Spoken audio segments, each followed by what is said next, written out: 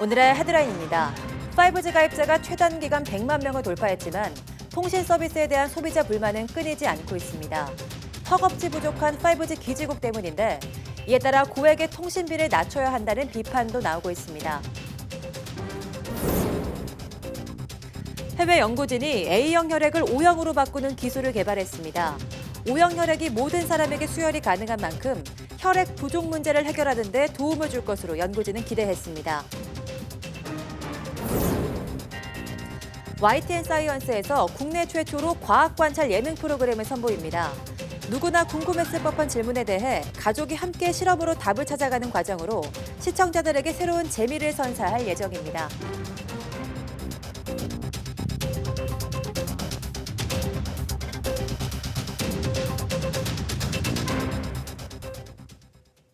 여러분 안녕하십니까? 6월 14일 사이언스 투데이입니다. 오늘 중부지방은 구름 많고 더운 날씨가 이어지겠지만 남부지방은 밤까지 비가 내릴 전망입니다. 기상청은 남쪽을 지나가는 기압골 영향으로 오늘 남부지방에 5에서 40mm의 비가 내리고 영서지방은 대기 불안정으로 오후 한때 소나기가 오겠다고 밝혔습니다. 오늘 낮 기온은 서울과 대구 27도, 대전 26도 등 어제보다 1도에서 2도 낮지만 여전히 덥겠습니다. 기상이변으로 인한 집중폭우로 산사태 피해가 늘고 있습니다. 곧 있으면 장마철이죠. 이 재해방지시설인 사방댐이 산사태 피해를 줄이는데 큰 몫을 하고 있습니다. 이정우 기자입니다. 충남 천안시 흑성산 기슭. 장마철을 앞두고 산사태 보수공사가 한창입니다. 지난해 태풍 콩레이로 200mm가 넘는 집중호우가 내리면서 흙더미와 돌멩이 4만여 톤이 쏟아졌던 곳입니다. 바로 아래 청소년 수련원 기숙사가 있었지만 이전에 설치한 사방댐이 더 큰 피해를 막았습니다. 토사라든지 암석들이 한꺼번에 내려오다 보니까 피해가 발생한 지역입니다. 지금 현재 사방댐을 비롯해서 계류 보존 작업을 하고 있고요. 아무래도 6월 말까지 저희들이 사업을 완료할 예정입니다. 산골짜기에 설치된 사방댐은 규모가 작아도 산에서 내려오는 물의 속도를 떨어뜨려 산사태를 막는 역할을 하고 있습니다. 전국에 설치된 사방댐은 현재 13,000여 곳, 물을 가둬서 농업용수를 쓸 수 있는 댐도 5,000여 곳에 이르고 있습니다. 게릴라성 폭우 등 기상이변과 난개발이 늘면서 산사태 취약 지역도 갈수록 확대되고 있습니다. 이에 따라 산림청은 산사태 예방과 대응 정책을 개선하고 조사 대상을 토속류 중심에서 비탈면 붕괴 우려 지역까지 늘리기로 했습니다. 또 산사태 위험지도 갱신과 스마트 산림재 앱을 통해 실시간 위험 정보도 제공하고 있습니다. 산사태 취약 위험 지역들에 대해서는 위험 등급을 저희가 구분을 하고 또 해당 기관들이 그것들을 집중해서 관리할 계획입니다. 지난 10년간 산사태로 해마다 6명이 목숨을 잃었고 200헥타르가 넘는 산림에 피해가 났습니다. YTN 이정우입니다. 초미세먼지의 여러 성분이 인체 건강에 어떤 영향을 미치는지에 대한 연구가 이뤄집니다.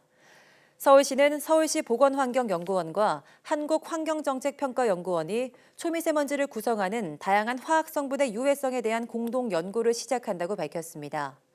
시는 그동안 미세먼지 연구가 어디서 배출되는지를 중심으로 이뤄졌다면 이번 연구는 시민 건강에 집중해 어떤 성분이 사망률에 큰 영향을 미치는지를 분석할 것이라고 설명했습니다. 5G 가입자가 100만 명을 돌파했지만 통신 서비스가 불량하다는 민원이 끊이지 않고 있습니다. 이에 따라 최대 13만 원에 달하는 통신 요금을 낮춰야 한다는 비판이 나오고 있습니다. 이성규 기자의 보도입니다. 지난 4월 5G 서비스가 개시됐지만 서비스 상태 불량 민원이 끊이질 않고 있습니다. 핵심은 잦은 끊긴 현상과 통신 속도가 4G와 별반 차이가 없다는 겁니다. 이는 5G 기지국 부족 때문으로 풀이됩니다. 현재 5G 기지국 수는 6만여 국으로 정부 기준 45만 국의 13% 수준에 불과합니다. 이마저도 85% 정도는 수도권에 집중돼 지방은 사실상 5G 서비스가 불가능한 실정입니다. 여기에 더해 5G에 걸맞은 콘텐츠가 부족한 점도 소비자의 원성을 사고 있습니다. 결국 무늬만 5G라는 비판 속에 최대 13만 원에 달하는 통신비를 낮춰야 한다는 비판마저 나오고 있습니다. 5G만 구축하는 거 초기 어떤 투자비는 많이 들어간 거는 인정을 합니다만은, 그런 현재와 같이 이제 통신 품질 불량이라든가 콘텐츠 부재 문제라든가 이렇게 해서 외형만 5G 서비스를 한다면은 여기에 걸맞게 그럼 이동통신 요금도 인하해 주는 것이 바람직하죠. 충분한 5G망이 확보되고 양질의 콘텐츠가 제공되면 그에 맞춰 요금을 조정하는 방안을 고려해봄직하다는 겁니다. 세계 최초라는 타이틀을 거머쥐기 위해 졸속으로 추진됐다는 비판을 받고 있는 5G 서비스. 69일 만에 100만 명을 돌파했다는 자화자찬보다는 질 좋은 서비스 제공이 시급해 보입니다. YTN 사이언스 이성규입니다. 사진과 동영상을 공유할 수 있는 사회관계망 서비스 애플리케이션 인스타그램에서 오류가 발생해 이용자들이 불편을 겪었습니다.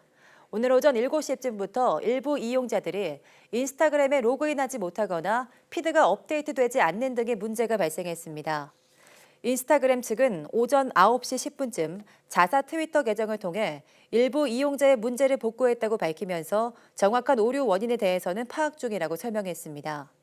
인스타그램 접속 오류는 지난 1월과 3월, 4월에 이어 이번까지 올해만 4번째입니다. A형 혈액을 O형으로 바꾸는 기술이 개발됐습니다. 캐나다 브리티시 컬럼비아대 연구팀은 효소를 이용해 A형 혈액 적혈구 표면에 있는 항원 단백질을 제거해 O형 혈액으로 만드는 데 성공했다고 밝혔습니다. 혈액은 적혈구 표면에 있는 항원 단백질의 조합에 따라 A형과 B형, AB형, O형으로 나뉘는데 다른 혈액형과 달리 O형에는 항원 단백질이 존재하지 않는다는 특징이 있습니다. 연구팀은 소화기관 내 붙어있는 뮤신이라는 점액물질이 적혈구 항원과 비슷하다는 점에 착안해 뮤신을 분해하는 효소를 대변 샘플에서 채취했고 이를 A형 혈액에 투입됐더니 항원이 제거되는 효과를 확인했습니다. 연구팀은 O형 혈액이 유일하게 모두에게 수혈 가능한 만큼 이를 통해 혈액 부족 문제를 완화할 수 있을 것으로 기대했습니다.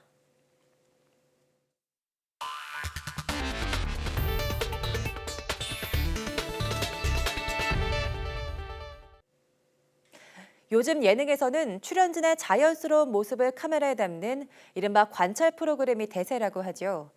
YTN 사이언스가 엉뚱한 호기심을 실험을 통해 해소하는 가족을 주제로 국내 최초 과학 관찰 예능 프로그램을 선보입니다. 이혜리 기자의 보도입니다. 개그맨 오지현 씨의 왁자지껄 세 딸이 고요한 아침을 깨웁니다. 오늘따라 호기심 왕성한 세 자매의 관심은 온통 오색의 풍선에 쏠렸습니다. 하늘도 날아보자. 큰딸의 과감한 제안에 당황한 것도 잠시. 이내 풍선을 하늘 위로 띄우기 위해 부녀는 머리를 맞댑니다. CO2가 공기보다 더 무겁기 때문에 풍선이 이렇게 떨어지는 거야. 그치? 그러면 공기보다 가벼운 거. 그게 뭐야? 너 알잖아. 헬륨. 그래, 헬륨. 엉뚱하지만 어린 시절 누구나 한 번쯤은 궁금했을 법한 질문에 답을 찾기 위해 고군분투하는 가족의 모습을 담은 국내 최초 과학 관찰 예능 프로그램입니다. 뇌생남으로 거듭난 공대 출신 개그맨 오지현 씨의 색다른 매력과 웃음 넘치는 가족들의 모습이 시청자들에게 훈훈한 재미를 선사합니다. 만화 속 주인공처럼 오색 풍선을 달고 하늘을 날고 싶다는 딸들의 소원은 과연 이루어질 수 있을지. 개그맨 오지현 씨 가족의 좌충우돌 도전기는 YTN 사이언스 지현인의 과학만사성에서 확인할 수 있습니다. YTN 사이언스 이혜리입니다. 해양수산부와 국립수산과학원은 동중국해에서 노무라 입기태파리가 대량 출현함에 따라 이달 하순쯤 우리나라 남해 연안으로 대량 유입할 가능성이 크다고 밝혔습니다.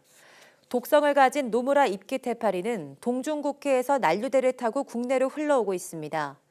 노무라 입기태파리는 해파리 가운데 가장 큰 대형종으로 지름이 1m에 달하고 쏘이면 발진과 통증, 가려움증이 생기고 심할 경우 쇼크로 인해 사망할 수 있습니다. 사과와 배 등 과수에 심각한 피해를 입히는 과수화상병이 전국적으로 확산하고 있습니다. 농촌진흥청은 최근 충북 음성의 한 과수원에서 과수화상병이 확진됐고 충북 충주와 제천의 사과과수원 36곳에서도 의심 증상이 추가로 발견돼 정밀검사 중이라고 밝혔습니다.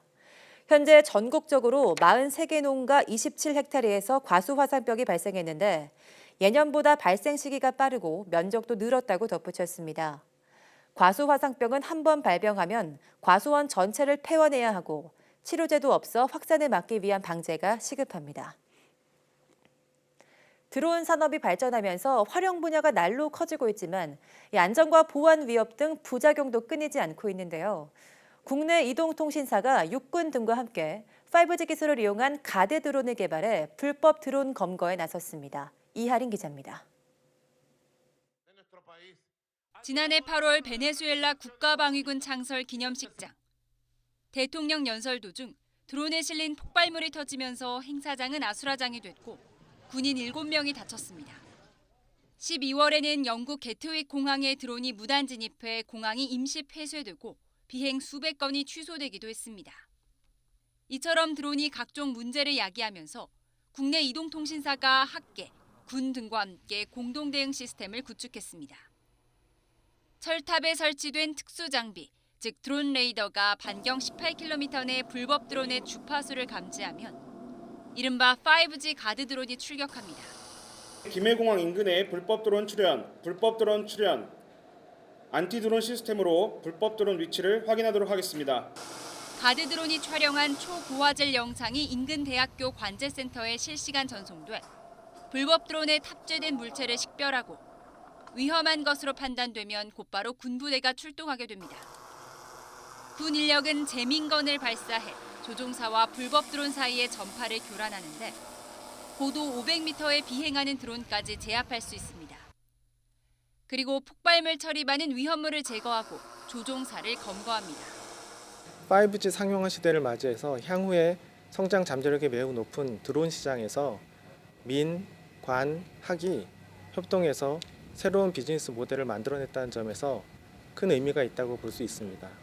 이 통사는 이런 시스템을 앞으로 3년 동안 고도화하고 지자체와 협력해 보안이 필요한 지역에 확대 적용하는 것을 추진하기로 했습니다.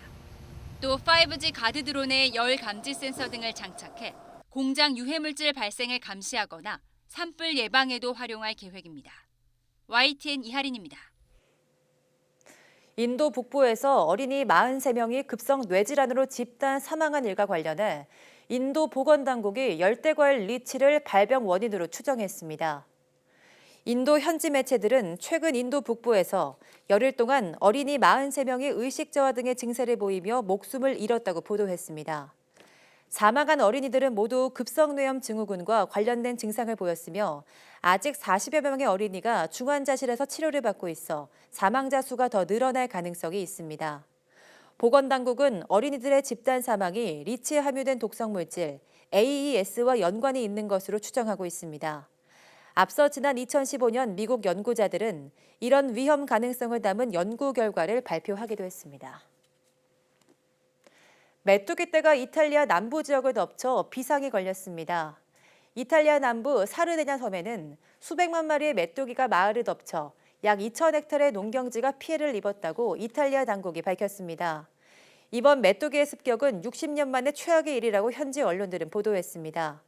전문가들은 평년보다 기온이 낮은 5월이 지난 뒤 갑자기 온도가 급상승하자 메뚜기 유충이 한꺼번에 성체로 자란 것으로 보고 있습니다.